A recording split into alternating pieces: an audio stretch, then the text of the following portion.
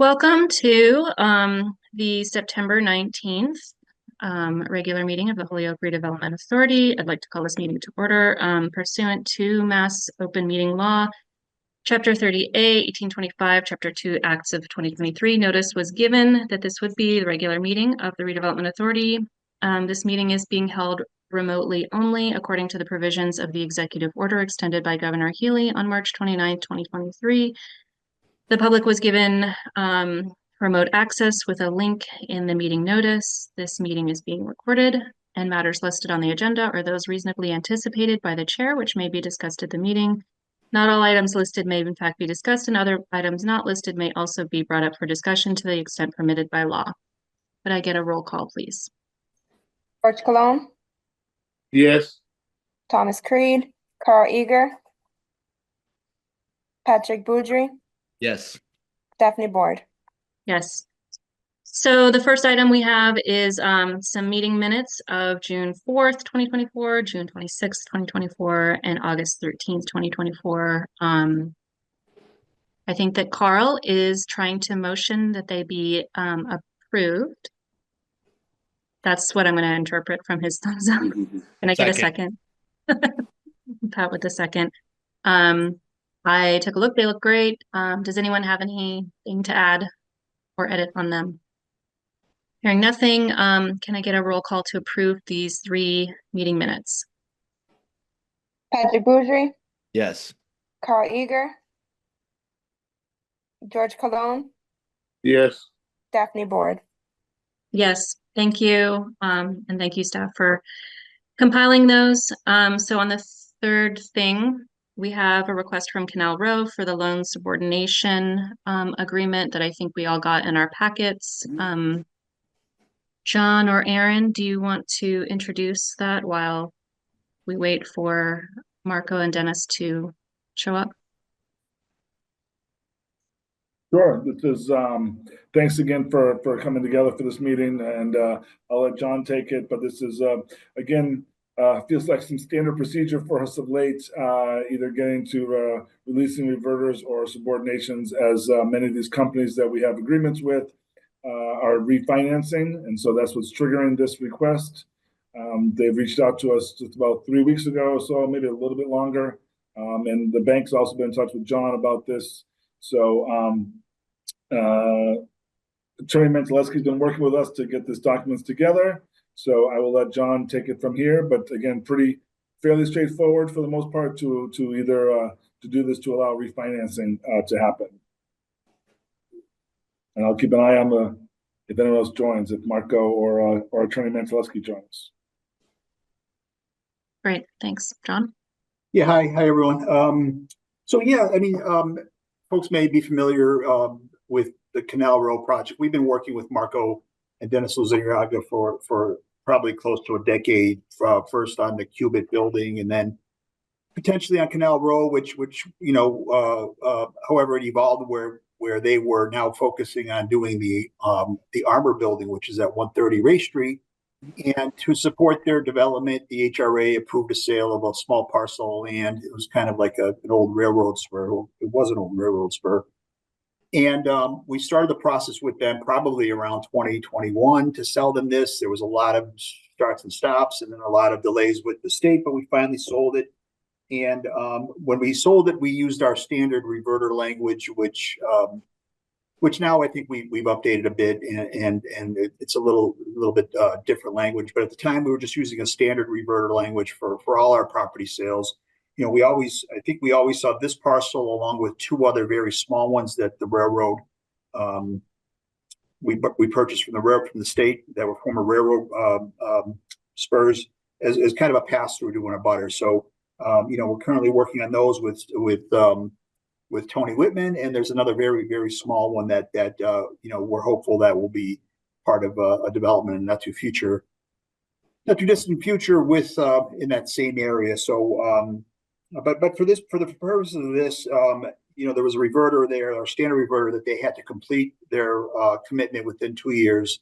And from our, I think from my perspective, I think from staff's perspective, they've performed, and we were ready to proceed with just you know, releasing the reverter, but Attorney Mantaleski had advised that because the 2 years hasn't, and they still need to get their certificate of occupancy. So from her perspective, she recommended we just do a subordination and a partial release.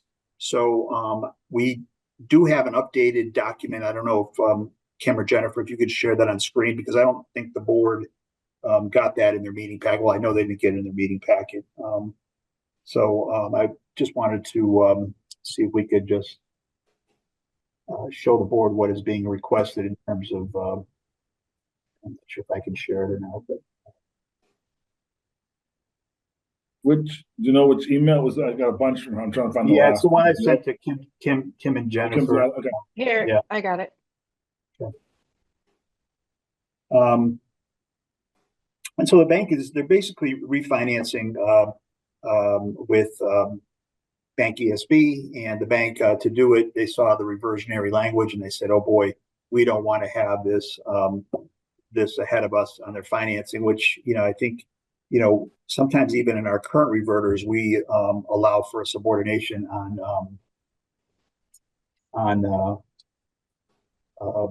if there's financing involved. So it's pretty straightforward. This is the document that Attorney Mantaleski prepared. It's a subordination agreement and a release agreement where the majority of the reverter requirements are being released. There is one requirement that's basically that they get their CO within 2 years, which we think they're well on track to getting. So, from our perspective, again, we think it's very straightforward. We want to support their efforts with the armor building, as you may have seen in their packet. I don't know if the document can be pulled back up. I'm not seeing it again. But You're not seeing it? now, seeing your screen, I think. Yeah, that's it. Can you see it there? Yep. Yes. So it's really straightforward. You can see the amount they're financing is $700,000 for that property. And so we're, again, just asking the board to authorize the chairperson to sign this subordination and release. If you happen to notice, at the very end of the packet that we sent out, there was a picture of one of their primary tenants being Mass Humanities. They've really been, over the last 6 or 9 months, they've been really doing a lot of renovations and improvements to the property. And I think, it's So instead of what we received in our packet, sorry if I'm interrupting, but which was like the partial release of the reverter, which I had never seen before, but I don't look at these things all the time. We're doing the subordination agreement. subordination and release agreement is what Attorney Mantaleski recommended and prepared. And that's what's in front of us now. Yeah. So there's something, it's different than what was in the packet, but it's, pretty much for all intents and purposes, very similar. So, And this is basically, on a similar lines to what we were agreeing with a few weeks ago, where we were subordinating. for Jackson Canal. Yeah. Yeah. That was, we were subordinating. Does anyone have any questions from the board? Carl, feel free to use the chat if you need to. Looks like he's talking. Okay.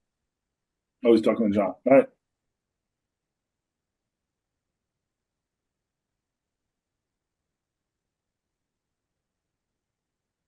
Yeah, I definitely wish there was a little more meaty agenda for you, but we're working on some more stuff. So hopefully our next meeting will be a little more than just a couple of subordinations. Well, I mean, this is fine for a Thursday. I'm just making sure we've, because we're looking at a new document. Absolutely. John? Absolutely. Yeah, I just wanted to pass along, our board member, Eager, had commented that he would be prepared to make a motion to accept. It's clear cut and straightforward. Which, again, if there's any questions, but,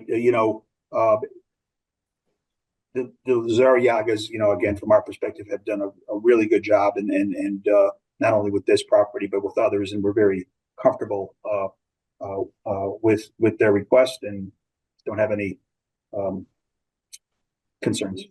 Yeah, I'm fine with it as well. I was just sort of waiting to see if one of the Lizarriagas or and Journeyman Chiliski popped up, but I don't really have any problems with doing this. I frankly thought it was like a little weirder for the partial reverter thing. I definitely had questions about like how that would work going forward with other properties. So if this just seems to mirror Jackson Canal, I'm fine with it. If Carl's got his motion on the floor, if anyone wants to second it, Second. the approval. Thank you, Jorge. So yeah, I'm fine with a roll call at any point. George Cologne, Yes.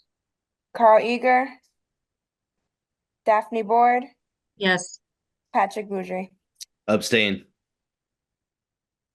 And just for the record, Carl was a yes vote with the thumbs up. Yes. I got it. Just for the recording. Great. That was for Bubbles, I guess. Okay, so the next agenda item we have is the OCD discussion, which I know nothing about. So I will let whoever wants to take that go for it. So we're actually, maybe Jennifer, we're actually I think we're just gonna table this one and it'll come back. It's related to Office of Community Development, has to do their biannual, I think it's every 3 years, I'm not quite sure, surveys and gathering input related to their HUD allotments for CDBG funds. They're actually partnering with our comprehensive master plan public sessions to gather information. So instead of doing a whole separate community engagement, they've actually partnered with our master plan group and will be at the public hearings to gather information for their and from their needs as well. They've actually the next survey that we put out will have some questions related to the comprehensive master plan as well as questions related for OCD. Jennifer, is there more to add on that?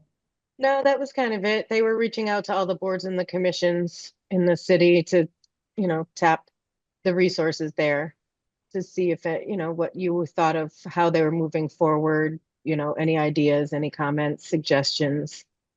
And so that's why we figured we'd put it on the agenda, get you a little familiar with it so that when it comes up in the future, you'll at least know where it's coming from. Yeah. So why don't we forward the email from OCD to Kim to send out to everybody. She sent out an email. Alicia Zoller, the head of OCD, sent out an email to us.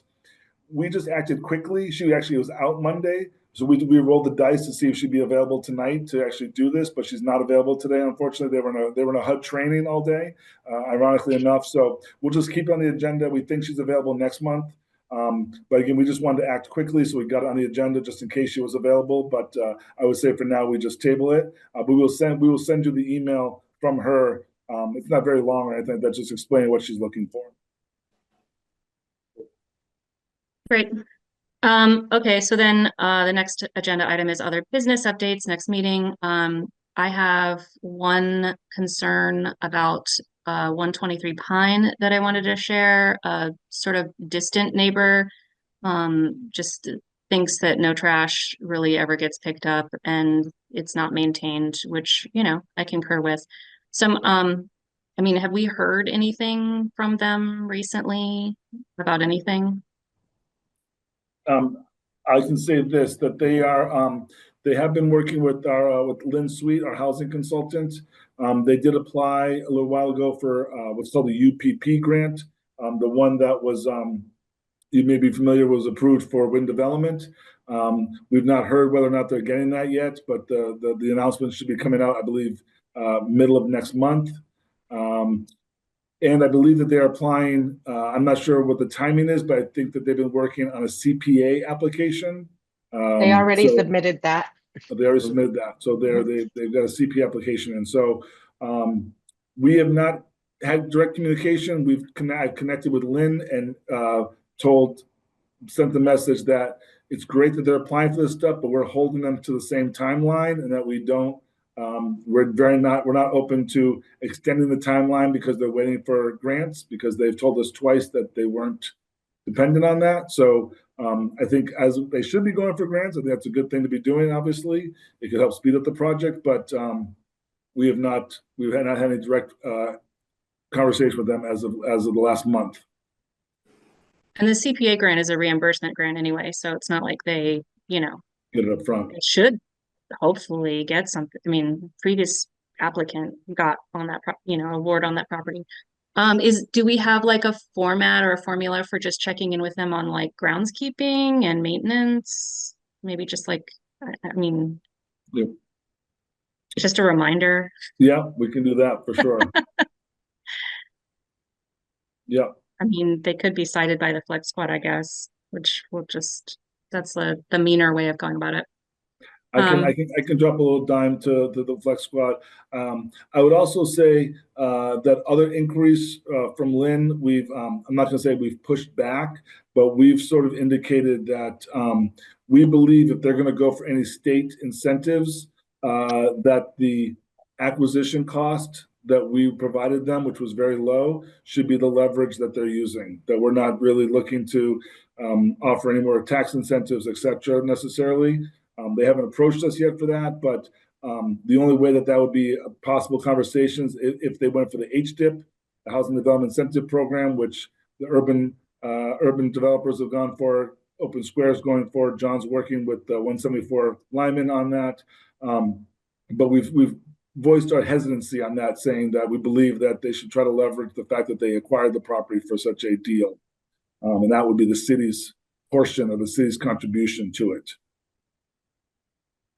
Great. And then Thank you. the last thing I'll say is that also at the PPG meeting, Tim, the director of Board of Health, also connected with Jennifer, that Jennifer is going to sit in on some of the vacant building registration hearings that happen. So we assume that 123 Pine Street will be back in front of that process as well. Yeah.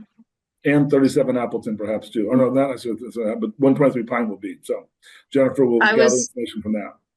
I was just going to mention 37 Appleton, and perhaps we could have them in for the next meeting to, discuss any updates. I guess I've heard there's like been another proposal submitted to another department in the city for their property that, isn't the same as what they're telling us. So, so maybe we could just have them in to clarify everything. Yeah. Absolutely. They should be in for a pre-app meeting in the near future. Yeah. Yeah.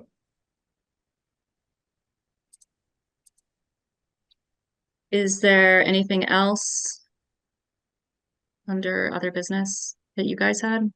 Can you see me or hear me? This is Marco. Oh, I'm sorry, Marco. I saw that you joined, but I couldn't see you. Marco, I have the wrong camera on. So yeah, sorry I'm late, and did you touch on the topic or? We did, yes, actually. We kind of blasted through the first couple of agenda items, and we approved your subordination agreement, so that's all set. I think I have time tomorrow. I've already talked to John about this. We'll be signing documents and etc. So.